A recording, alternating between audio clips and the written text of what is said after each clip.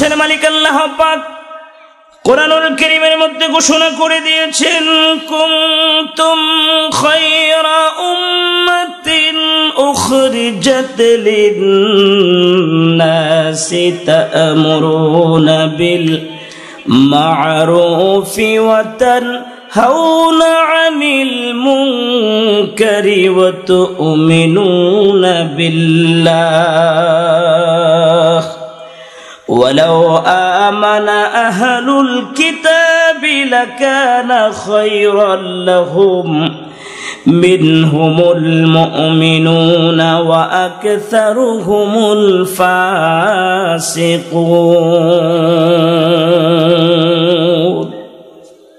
ভাইরা আমার, আরশের মালিক আল্লাহ পাক কোরআনুল কারীমের মধ্যে ঘোষণা করে দিয়েছে, তোমাদেরকে সর্বোত্তম জাতি হিসেবে প্রেরণ করা হয়েছে।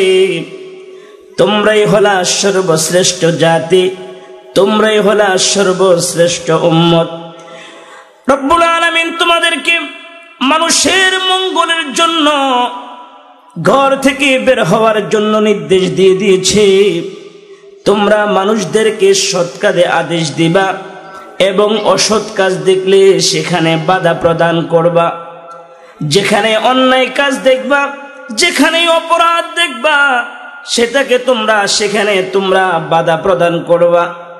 সৎ কাজে আদেশ দেওয়া, অসৎ কাজে নিষেধ করার হুকুম কার? জোরে বলেন। আর একটু মায়া করে বলেন কার?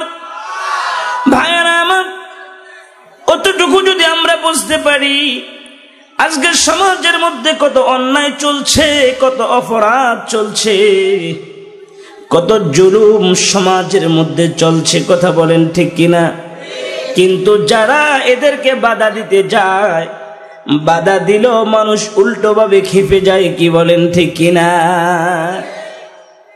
সুরে চুরি করে, যদি বলে তুমি চুরি করে না, তুমি সুর, সুরকে সুরও বলা যাবে না, কথা কি বুঝতেছেন?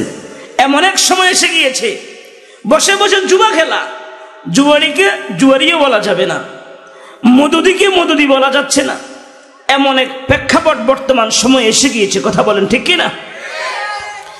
আরে ভাইরা আমার, হাবিবে কিবরিয়া আশরাফুল আম্বিয়া মুহাম্মাদুর রাসূলুল্লাহ সাল্লাল্লাহু আলাইহি ওয়াসাল্লামকে আল্লাহ রাব্বুল আলামিন যখন দুনিয়ার মধ্যে পাঠিয়েছে, নবুয়ত দান করার আগ পর্যন্ত 40টি বছর মক্কা নগরীতে বিশ্বনবী রাহমাতাল লিল আলামিন এমন ভাবে চলাফেরা করেছে রে, মক্কার মানুষগুলা সকলেই সংবাদ দিতে লাগলো, এই মক্কা নগরীতে যদি কোনো ভালো মানুষ থাকে, ওই ভালো মানুষটা হলো আব্দুল্লাহর বেটা মুহাম্মাদুর রাসূলুল্লাহ সাল্লাল্লাহু। তারাই বলতে লাগলো মক্কা নগরীতে এর চাইতে আর ভালো কোনো মানুষ নাই, মক্কা নগরীতে একমাত্র বিশ্বাসী যদি কোনো মানুষ থাকে, তিনি হলো আব্দুল্লাহর বেটা মুহাম্মাদুর রাসূলুল্লাহ সাল্লাল্লাহু আলাইহি ওয়াসাল্লাম। যে কাফির মুশরিকরা 40টা বছর বিশ্ব নবীকে আলামিন বলেছে, সাদিকিন বলেছে, ওই নবীর উপর যখন ওহী অবতীর্ণ হয়েছে, তাওহীদের দাওয়াত যখন দেওয়া আরম্ভ করে দিয়েছে, কোরআনের দাওয়াত দেওয়া যখনই আরম্ভ করে দিয়েছে, মক্কা নগরীর মানুষগুলা সর্বপ্রথম বিশ্ব নবীর বিরোধিতা আরম্ভ করে দিয়েছে, কথা বলেন ঠিক কিনা? আরে ভাইরা আমার, সিরাতে খাতিমুল আম্বিয়া আন-নবিয়ুল খাতিম কিতাবের মধ্যে এসেছে, সৈয়দ আবুল হাসান আলী নদভী রাহমাতুল্লাহ আলাইহি তিনি তার কিতাবের মধ্যে লিখেছে, বিশ্বনবী মুহাম্মদুর রাসূলুল্লাহ সাল্লাল্লাহু আলাইহি ওয়াসাল্লাম মক্কা নগরীতে যখন আর তাওহীদের দাওয়াত দিতে পারতেছেন না, আপন জনেরাই নবীজির বিরোধিতা আরম্ভ করে দিয়েছে। বিশ্বনবী রাহমাতাল লিল আলামিন সিদ্ধান্ত নিয়েছে, এই মক্কা নগরীতে আর থাকা যাবে না, তাওহীদের দাওয়াত নিয়ে নবীজি তায়েফের ময়দানে যাবে। সিরাতে খাতিমুল আম্বিয়া আন-নবিয়ুল খাতিম কিতাবের মধ্যে এসেছে, সৈয়দ আবুল হাসান আলী নদভী রাহমাতুল্লাহ আলাইহি তিনি বর্ণনা করেছে, বিশ্বনবী সিদ্ধান্ত নেওয়ার পরে নবীর সফর সঙ্গী হিসাবে নবীজির ফালক পুত্র হযরতে যায়েদ বিন হারেসা রাদিয়াল্লাহু তাআলা আনহুকে সঙ্গে নিয়ে বিশ্বনবী যখনই তায়েফের ময়দানের দিকে রওনা হয়েছে। আরে মুসলমান ভাইরা, তায়েফের লোকগুলি আগে জানতে পেরেছে মক্কা নগরী থেকে বিশ্বনবী মুহাম্মদুর রাসূলুল্লাহ সাল্লাল্লাহু আলাইহি ওয়াসাল্লাম তায়েফের ময়দানে তাওহীদের দাওয়াত নিয়ে আসতেছে।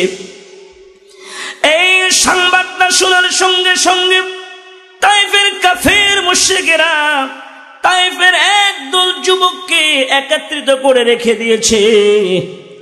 ওই যুবকগুলোকে ডাক দিয়ে বলল, আরে তায়েফের যুবকেরা, তায়েফের প্রধান সড়কের দুপাশে সারিবদ্ধভাবে তোমরা দাঁড়িয়ে যাও।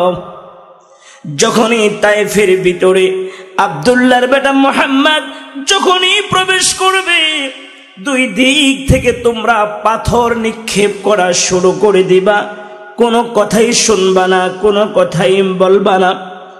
তায়েফের যুবকদেরকে যখন প্রশিক্ষণ দিয়ে ফেলেছেন বিশ্বনবী রাহমাতাল লিল আলামিন মক্কা নগরী থেকে হযরত যায়েদ বিন হারেসা রাদিয়াল্লাহু তাআলা আনহুকে সঙ্গে নিয়ে যে মাত্র নবীজি তায়েফের প্রধান সড়কের ভিতরে প্রবেশ করেছে, অমনি নজর করে দেখে রে তায়েফের প্রধান সড়কের দুপাশ থেকে কাফের মুশরিকেরা বিশ্বনবী মুহাম্মদুর রাসূলুল্লাহ সাল্লাল্লাহু আলাইহি ওয়াসাল্লামকে লক্ষ্য করে এমন ভাবে পাথর নিক্ষেপ করা শুরু করে দিয়েছে। এই অবস্থা দেখে নবীজির সাহাবী হযরত যায়েদ বিন হারেসা রাদিয়াল্লাহু তাআলা আনহু তিনি আর বরদাস্ত করতে পারলেন না। সঙ্গে সঙ্গে বিশ্বনবী মুহাম্মদুর রাসূলুল্লাহ সাল্লাল্লাহু আলাইহি ওয়াসাল্লামের সামনে এসে দাঁড়িয়ে গিয়েছে।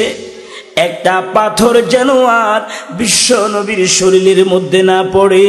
জোরে বলো আল্লাহু আকবার। কেমন আশিক রাসূল ছিলেন কাফের মুশরিকেরা বিশ্বনবীকে লক্ষ্য করে পাথর মারতেছে। প্রত্যেকটা পাথর নবীজির শরীরের মধ্যে আঘাত পাচ্ছে। পাথরের আঘাতে আঘাতে বিশ্বনবীর শরীর মোবারক থেকে রক্ত মোবারক ঝরতে লাগলো।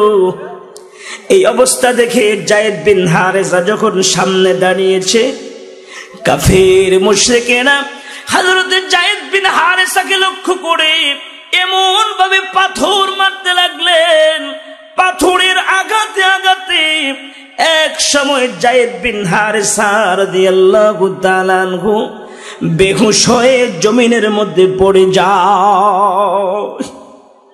কিছুক্ষণ পরে যখন তার হুঁশ এসেছে, নজর করে দেখে রে তায়েফের দুষ্ট কাফের মুশরিকেরা দয়ার নবী মায়ার নবী রাহমাতাল লিল আলামিনকে লক্ষ্য করে এমন ভাবে পাথর মারতেছে রে, আমার নবীজি তায়েফের ময়দানে তিনবার বেহুশ হয়ে গিয়েছে।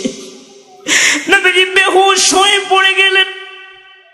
তায়েফের দুষ্ট লোকগুলি একজন বিশ্বনবীর ডান হাত ধরলো, আরেকজন বাম হাত ধরলো, দুজন দু হাত ধরে নবীজিকে দাঁড় করাচ্ছে। সিরতের কিতাবের মধ্যে লেখে সৈয়দ আবুল হাসান আলী নদভী রহমতুল্লাহ আলাইহি লিখেছে, আবার পিছন দিক থেকে পাথর নিক্ষেপ করা শুরু করে দিয়েছে। একবার না দুইবার না তিনবার নবীজি বেহুশ হয়ে পড়ে গেলেন। কিন্তু তায়েফের দুষ্ট কাফেররা আমার রাসূলকে নিস্তার দেয় না। আরে ভাইরা আমার, তায়েফের যুবকগুলির শরীরে যতক্ষণ পর্যন্ত শক্তি ছিল গো, পূর্ণ শক্তি দিয়ে বিশ্বনবী মুহাম্মদুর রাসূলুল্লাহ সাল্লাল্লাহু আলাইহি ওয়াসাল্লামকে পাথর নিক্ষেপ করেছে। আল্লাহ রাসূলকে রেখে এরা যখন চলে গিয়েছে, বিশ্বনবী মুহাম্মদুর রাসূলুল্লাহ সাল্লাল্লাহু আলাইহি ওয়াসাল্লাম হযরত যায়েদ বিন হারেসা রাদিয়াল্লাহু তাআলা আনহুকে ডাক দিয়ে বলল, যায়েদ, যায়েদ রে, চলো পাহাড়ের উপরে গিয়ে চলো। নবীজি যখনই সেখানে বসেছে, আল্লাহর হাবিবের চোখের পানি আমার আল্লাহ সইতে পারে না। সঙ্গে সঙ্গে আল্লাহ রাব্বুল আলামিন হযরত জিবরাইল আলাইহিস সালামকে ডাক দিয়ে বলল, জিবরাইল রে, তাড়াতাড়ি করে আমার বন্ধুর কাছে যাও রে, আমার বন্ধুকে বলো এই মুহূর্তে যদি আমার বন্ধু তায়েফবাসীর জন্য বদদুয়া করে রে, আমি আল্লাহ রাব্বুল আলামিন দুটা পাহাড়ের মধ্যখানে এদেরকে এমন জোরে চাপ মারবো রে, দুই পাহাড়ের চাপের সঙ্গে সঙ্গে তায়েফবাসীকে আমি আল্লাহ ধ্বংস করে দিব। ভাইরা আমার, বিশ্বনবী রাহমাতাল লিল আলামিন উম্মতের জন্য কত মায়া। নবীজি আল্লাহ তাআলাকে ডাক দিয়ে বলে, মালিক, ও আমার আল্লাহ, এরা বুঝতে পারে নাই আমি যে বিশ্বনবী রাহমাতাল লিল আলামিন, এদেরকে আপনি মেরে ফেলবেন না। যদিও এরা কালেমা গ্রহণ না করে গো, এদের সামনে যে সন্তানাদিগুলো আসবে হয়তো তারা কালেমা পড়ে মুসলমান হবে। অতএব আমি আপনার দরবারে দোয়া করছি, আল্লাহুম্মা গফিরলি কওমি ফা ইন্নাহুম লা ইয়ালামুন। আল্লাহু আকবার।